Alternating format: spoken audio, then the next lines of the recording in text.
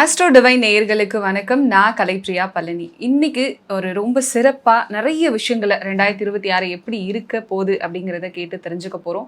யார்கிட்ட கேட்டு தெரிஞ்சுக்க போறோம் அப்படின்னா, லக்ஷ்மி நாராயண ஸ்ரீ ராமானுஜஜியர் அண்ணா சுவாமி அவர்கள்கிட்ட தான் கேட்க போறோம். வணக்கம் சார். வணக்கம்மா. எப்படி இருக்கீங்க? நல்லா இருக்கம்மா. 2025 நிறைய விஷயங்கள் மக்கள் பார்த்தாங்க, செஞ்சாங்க, கேட்டாங்க அப்படின்னு 2025 முடிஞ்சு போச்சு. 2026க்குள்ள காலடி எடுத்து வைக்க போறோம். 2026 பொறுத்த வரைக்கும் என்ன நடக்கும் அப்படிங்கிற எதிர்பார்ப்பு இப்பவே மக்கள் மத்தியில எழ ஆரம்பிச்சிருச்சு. அதுவும் இல்லாம 3 பயிற்சிகள் வேற நடக்க போகுது அப்படிங்கிறதுனால இன்னும் 2026 எப்படி இருக்க போகுது அப்படிங்கறத தெரிஞ்சு ஆவலா இருக்காங்க. 2026 எப்படி இருக்க போகுது நீங்க சொல்லுங்க. ஆஸ்ட்ரோ டிவைன் ஆன்மீக அன்பர்களுக்கு என்னுடைய அன்பான ஆசீர்வாதத்தை தெரிவித்துக் கொள்கின்றேன். 2026 2025 பொறுத்த வரைக்கும் செவ்வாய், அதாவது பார்த்தீங்கன்னா சேனாதிபதினு சொல்லுவாங்க, அந்த ஒரு போர் கிரகம் என்று சொல்லக்கூடிய செவ்வாயினுடைய ஆண்டாகத்தான் இருந்தது. 2026 பொறுத்த வரைக்கும் ராஜ கிரகம் என்று சொல்லக்கூடிய குருவினுடைய ஆண்டாக பிறக்கின்றது. எண்கணித பிரகாரம் பார்த்தீங்கன்னா 2026 ஒன்றுக்குரியவன் யாருன்னா சூரியன். அந்த வகையில் பார்க்கும்போது 2026ஆம் ஆண்டில் ஒரு முக்கியமான பயிற்சிகளையும் நாம் சந்திக்க போகின்றோம். திருக்கணித பிரகாரம் பார்த்தீங்கன்னா நம்ம சனி பயிற்சியை சந்தித்தோம். அடுத்தது வாக்கிய பிரகாரம் பார்த்தீங்கன்னா சனி பயிற்சி எப்படி இருக்கும் என்பதை இந்த இதில் பார்க்க போகிறோம். 2026 ஆண்டாவது ஒரு நம்பிக்கை தருமா, ஒரு நிம்மதியான வாழ்வை தருமா, பிரச்சனை இல்லாத ஒரு வாழ்க்கை அமையுமா என்று எதிர்பார்ப்பது இயற்கை தானே. அந்த வகையில் பார்க்கும்பொழுது 2026ஆம் ஆண்டு 12 ராசி, அதில் பார்க்கும்போது மேஷம் தொடங்கி மீனம் வரை ஒவ்வொரு ராசிக்கான பலன்களை எல்லாம் இப்போ நம்ம சோடி பிரசன்னத்தில் பார்க்க போகிறோம். அடுத்ததா 2வது ராசியான ரிஷப ராசிக்காரர்கள் 2026 பிறக்குது அப்படின்னு சொன்னாலே அவங்களுக்குள்ள ஒரு எதிர்பார்ப்பு இருக்கும். இந்த ஆண்டாவது நம்ம வாழ்க்கையில ஒரு சின்ன சந்தோஷம் கிடைச்சிராதா, நம்ம நினைச்சதெல்லாம் நடந்துராதா அப்படின்னு சொல்லிட்டு 2026ல அடியெடுத்து வைக்கக்கூடிய ரிஷப ராசிக்காரர்களோட வாழ்க்கை எப்படி இருக்கும்? 2026 பொறுத்த வரைக்கும், கடந்த காலங்களை பொறுத்த வரைக்கும், நான் முன்னாடியே சொன்ன சோடி பிரசன்னத்தை பொறுத்த வரைக்கும் சனி பகவானுடைய நிலையை வைத்து தான் நான் சொல்லுவேன். அந்த வகையில் திருக்கணித பிரகாரம் பார்த்துட்டிங்கன்னா ரிஷபத்தை பொறுத்த வரைக்கும் லாப சனியாக இருந்தவர் இப்போ கர்ம சனியாக வந்திருக்கார். அதே நேரத்தில் பார்த்தீங்கன்னா இந்த 2026லையும் வாக்கிய பஞ்சகாபுரம் சனி பகவான் அப்படித்தான் இருக்க போகின்றார். ஏன்னா அவருக்கு வக்ரம் ஆவதும் இல்லை, வக்ர நிவர்த்தியும் கிடையாது. அப்போ ரிஷபத்தை பொறுத்த வரைக்கும் இப்போ கர்ம சனியாக இருக்கார்.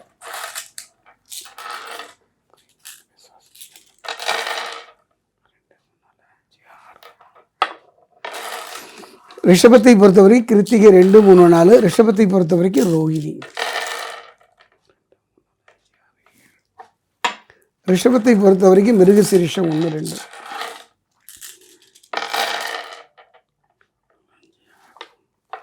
ரிஷபராசியை பொறுத்த வரைக்கும் இந்த 2020 ஒரு நற்காலம், பொற்காலம் என்றே சொல்லுவேன்.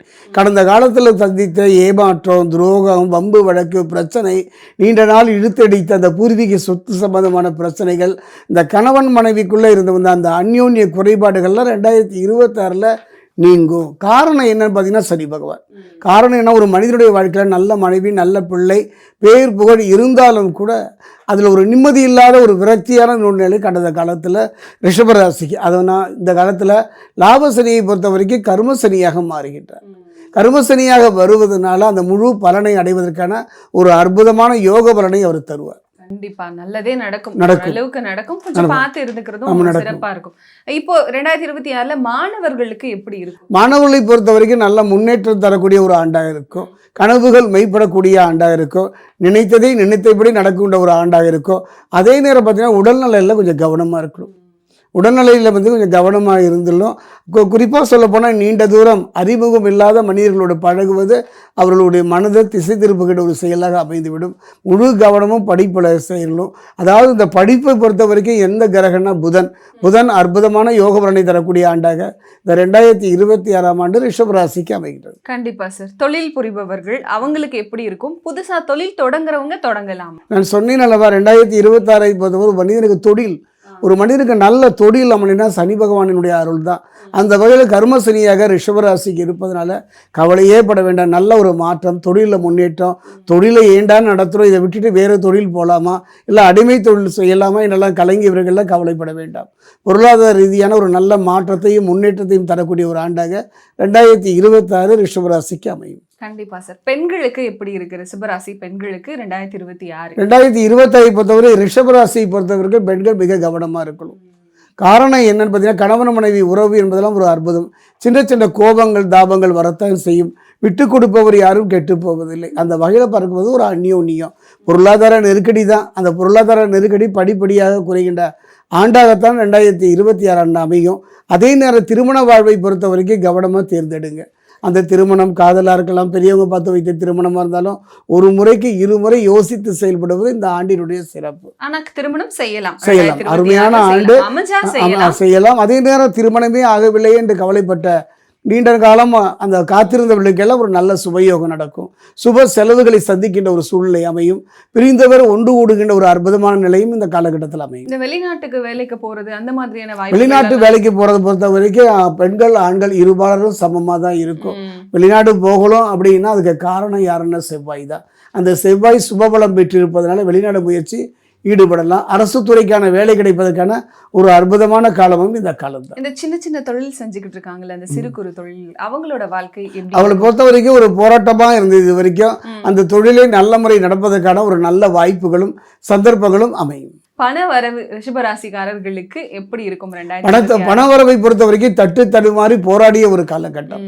நிறைய ஏமாற்றங்களை சந்தித்தார்கள். யாரை நம்புவது, யாரை நம்பாமல் போவது, நிறைய இழப்புகளை சந்தித்தார்கள். யாரிடம் நம்பி கொடுப்பது, நம்பி கொடுத்த பணம் திரும்ப வருமா என காத்திருந்த காலம் போகிறத விட ஒரு முக்கியமான நிகழ்வை சொல்லியே ஆக வேண்டும். ரிஷபராசிக்கு கடனை பொறுத்த வரைக்கும் வாங்கிய கடனை அடைப்பதற்கு போராடி அவங்களுக்கெல்லாம் அந்த கடனை அடைப்பதற்கு ஒரு அற்புதமான ஒரு காலம். 2026 ரொம்ப சிறப்பா இருக்கணும். நம்ம அந்த 2026 நல்ல முறையில வாழ்க்கையை கொண்டு போகணும் அப்படின்னா என்னென்ன பரிகாரங்கள் எல்லாம்? பரிகாரங்களை பொறுத்த வரைக்கும் 2020 அதான் சொன்னேன் இல்லைங்களா, சனி பகவான் தான்.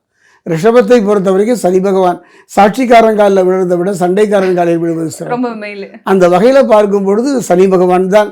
அதை முடிஞ்சால் நீண்ட தூர பயணங்கள் கொச்சனூர் செல்வதோ இல்லை திருநள்ளாறு செல்வதோ என்பதை விட திருத்தணி முருகனுடைய வழிபாடு அற்புதம். செவ்வாய்க்குரியவன் அவன் தான்.